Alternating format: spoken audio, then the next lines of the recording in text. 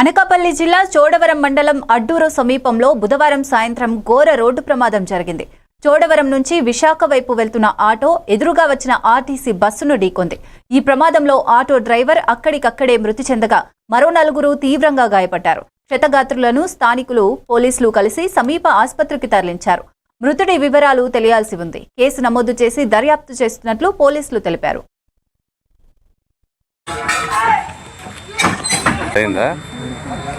ఒకసారి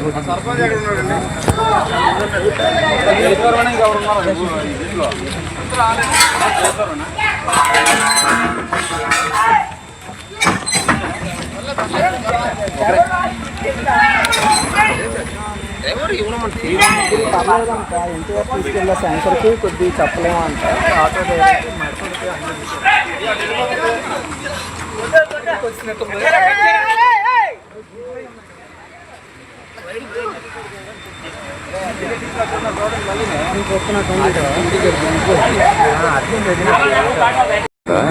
ఇప్పుడైందా ఒకసారి